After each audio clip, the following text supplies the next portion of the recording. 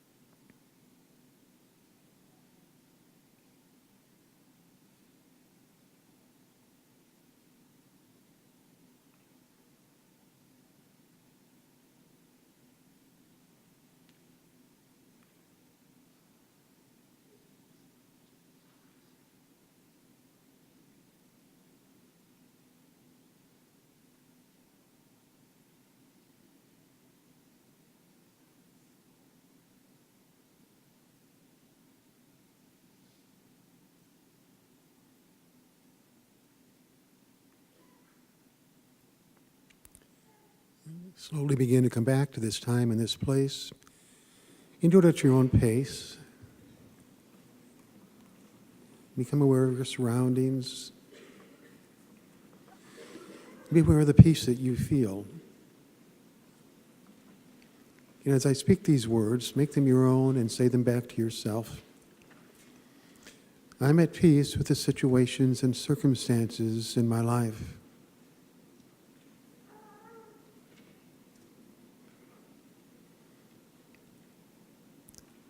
I'm at peace with myself.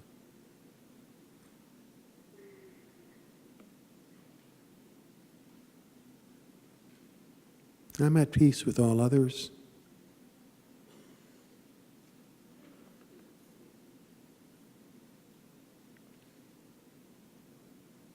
I'm at peace with the life that I am living.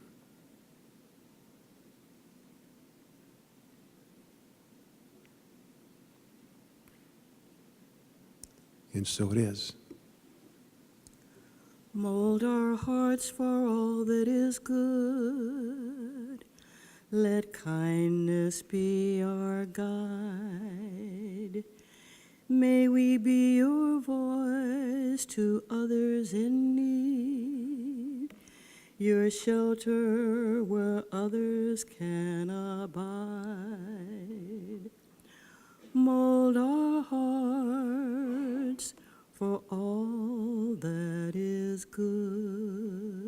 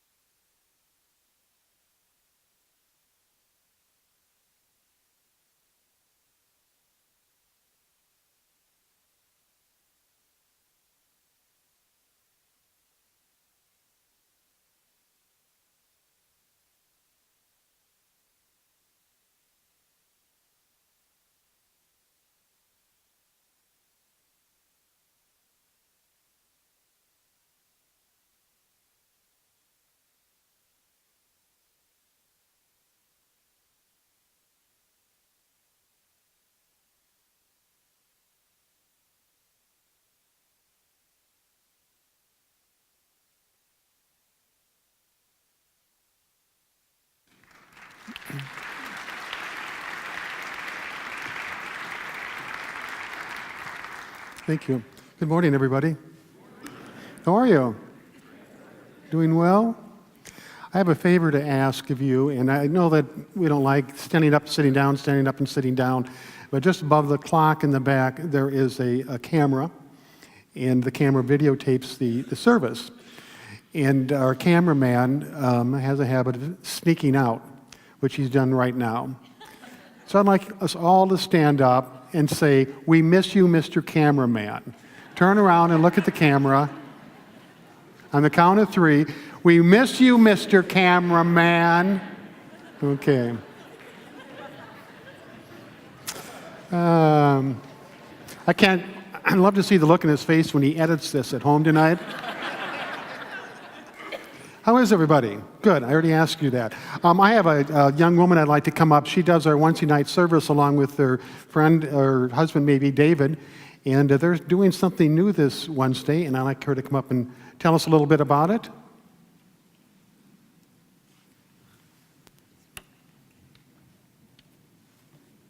Thank you, Duke. Yes, friend and husband. That would be David Hart, the little cutie pie over there. So every Wednesday, we do a service in the Charles Fillmore Chapel starting at 6:30. But this Wednesday, we're doing something new and very special. So I want to call your attention to the insert in your bulletin. We will be offering a healing service. Now, you may be wondering, what is a healing service? And if you're like me, you may still have an idea or two of a TV evangelist, heal, something like that. That is not what this is. We will leave that to our other brothers and sisters.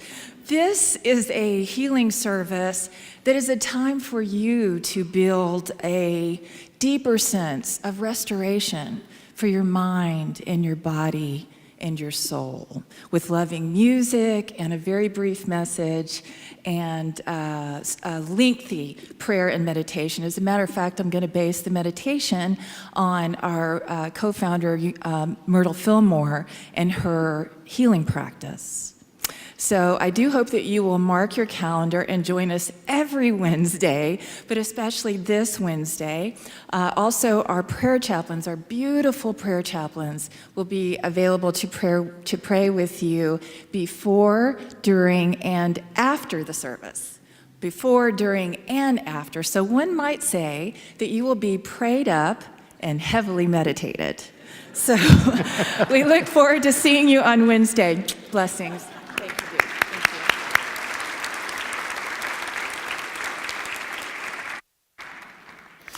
You know, one of our principles in Unity is that our thoughts create our reality, and that is oftentimes misunderstood. People think my thoughts create our reality, and they kind of move along the way of The Secret, which was real big a couple years ago, where if you think of something hard enough, it's just going to happen. You'll manifest it in your life. You think of a treasure box full of gold, and you think that, you're going to wake up, and there's going to be a treasure box full of gold at the foot of your bed. But that isn't Unity's position on it. We create a reality, but we have little control, if any, over the world around us. I can't go out there and control traffic. I can't control other people. I can't control what's going to happen next in most cases. So when we say we create a reality, that means that we create our emotional experience of what is going on in the world around us. And that is the primary objective of all of life. Everything ends with an emotional experience, which is how do we feel about what's going on in the present moment. We move into a situation or circumstance, our thoughts define it based on our memory of what we believe things to be. Our thoughts define it, and then it's how do I feel about what I think about this.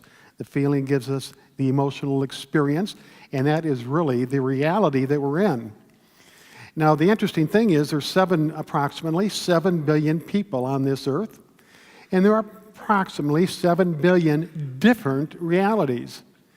Every single person has their own reality. Yours isn't the same as mine, because your reality is shaped by every single thing that's happened to you up until this point in time.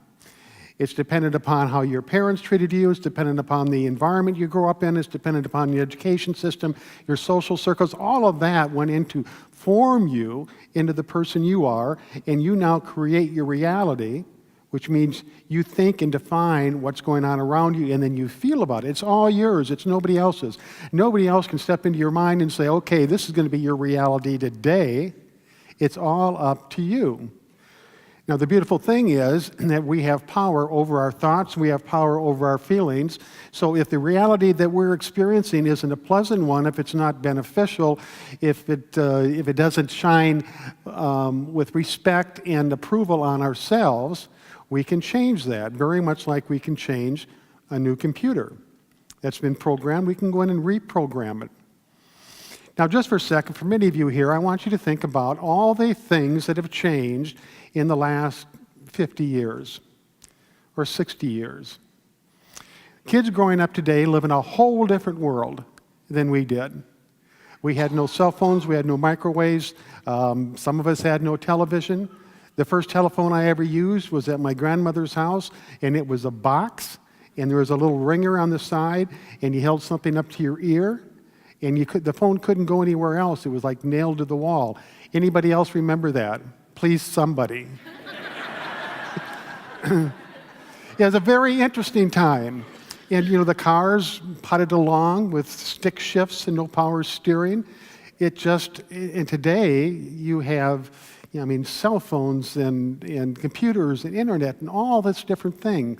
But of all the changes that have taken place, one thing hasn't changed, and that is, whether it was 50 years ago or whether it's today, we all still create a reality with our thoughts and with our feelings.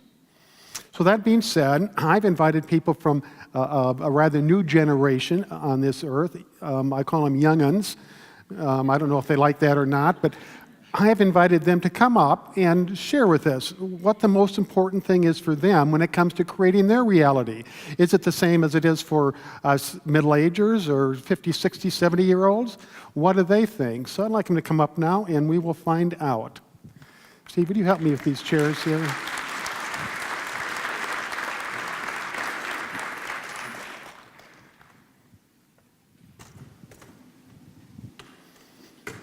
We need to get you out here. Okay, there we go, perfect.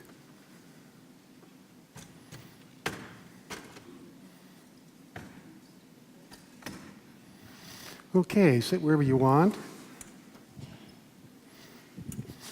This is Matthew, Steffi,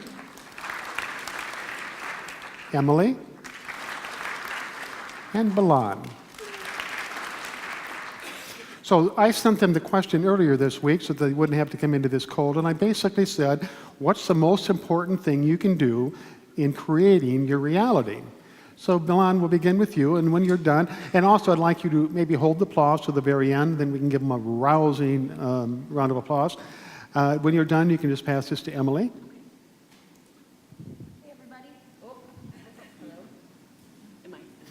Purposely, we left that off. Just to see how you handle yourself under pressure. Thank you. Is it on? Okay. Hello? Let me see. I think it might be, it might be me. What? It might be me. What? Oh no. Oh, that's right, I forgot. Help. Testing. Hello? Okay. Woo!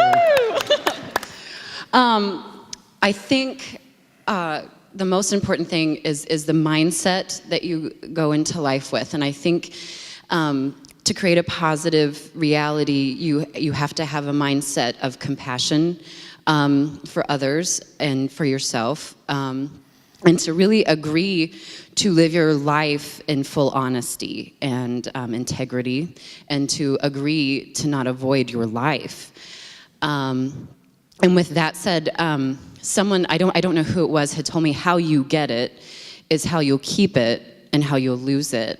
If you acquire things in life, whether that's your career or your relationships, if you do that in an honest manner with compassion and understanding, you'll have to do that to maintain that. And when you lose it, because life is not permanent, you'll lose it in that manner as well. So things will leave you honestly as well. But if you go to acquire things manipulatively and in lies, you'll have to do that as you experience it and maintain it. And when you lose it, it will leave you that way. So I think being in a good mindset, vowing to be compassionate and to be honest is really important.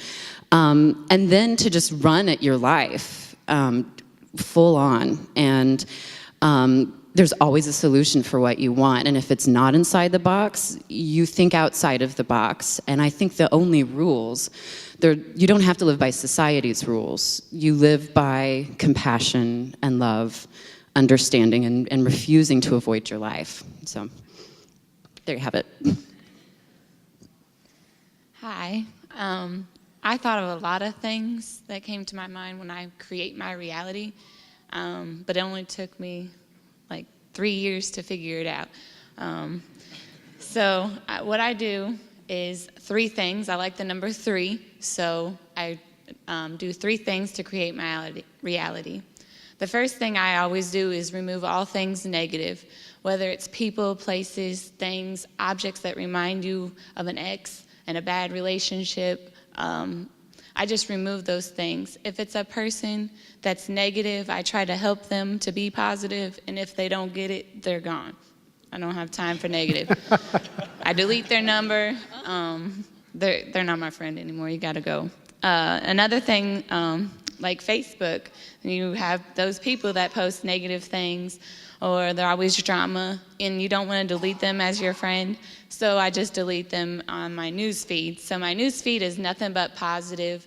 I like a lot of Positive Outlooks is one of my favorite friends or likes that I follow. So every time I go to Facebook, it's nothing but positive. So I just surround myself with positive things. So being that said, the second thing I do is affirmations, and that's something that's really big in my life, so it kind of complements the negative. So I remove the negative and I affirm the positive. So my favorite affirmation is I create my thoughts by I create my experiences by what I choose to think, feel, and believe. And so I say that to myself multiple times, and I know that when I say it 3 times, that's my magic number. 3 times my brain actually believes it. And so I say things positively all the time. I'm a teacher, so I make my kids say that. I just try to surround myself with positivity. The third thing I do, it's kind of cliche, but I come to Unity. I love Unity. It's my rejuvenation after a long, hard week at work. On Sundays, it's like my spiritual fix. I get it every Sunday. And after a long week, that's one thing I can do to help create my positive reality, is surround myself with more positive people and positive thoughts and positive conversations. So that's what I do to create my positive reality. Hello, I'm Steffi, and this is really exciting. So I do roughly about 5 things to try and get my mood up, and it depends on what stage I am. And so I have come up with appreciation, and you do that, you do a general positive outlook. So if you're in a rut and you're usually focused on a specific negative thing. So what I do is I list things like, I'm glad the sun comes up. I'm glad that I have lots of food to eat. I'm glad that I have a warm bed. Just kind of keep that going. And I do that every morning. And the more you appreciate, the more things you'll find to appreciate. And at the same time, I have come up with the thought that appreciation is love. So in a sense, it's practicing love. The second one is following your passion. Do what makes you excited. Listen to comedians, laugh. Just follow your joy, and you'll see that it'll come up. The third one is.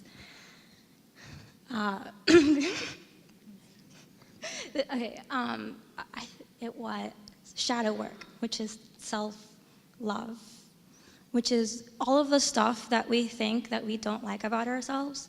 We try and switch it so that we can find something to appreciate about. So let's say that, I don't like messy people. I don't like that I'm messy about myself. Well, give yourself time to say, okay, well, it's okay to be messy. Okay, just kind of find that. And I'm pretty sure I'm missing one, but I'll just go along with saying the last one, I think, is to just let things go.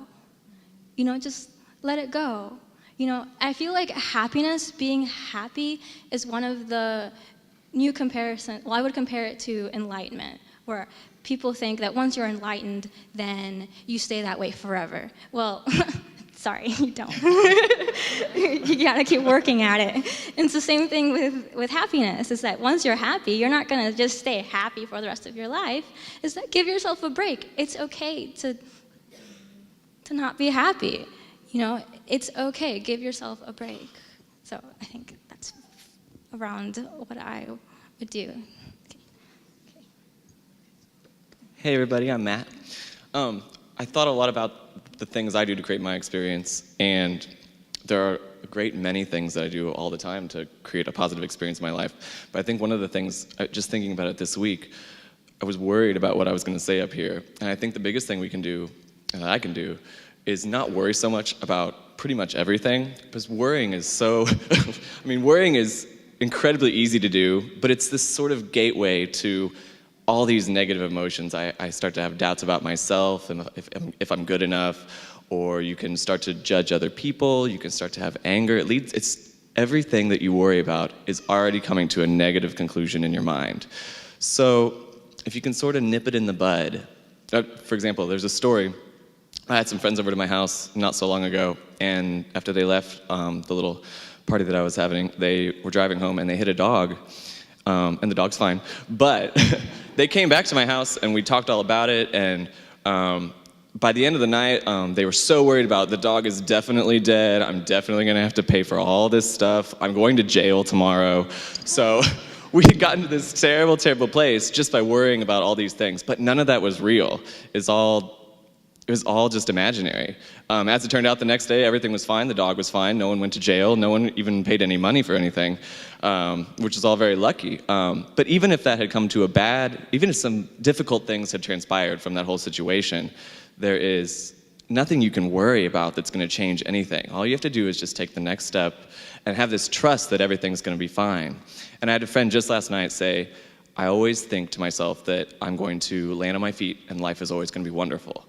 And that really is kind of exactly how I feel about life. No matter what I do, there's no sense in worrying about it, but I can take steps, no matter what, to just create a positive experience. And once you dissolve worry, everything else is just positive and wonderful, and everything that you can do for yourself and for others is all that's left that can come up. So I think if we just dissolve our worries, if you can catch it and just believe that everything will be fine, that's what I do to create my positive experience.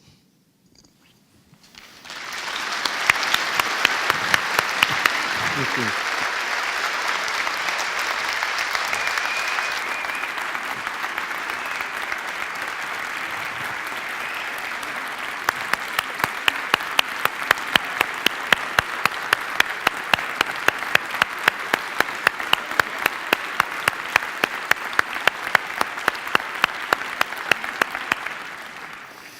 Does it make you feel really good to know that the generation behind us are kids like this that have their heart centered and their mind centered and they're good spiritual people?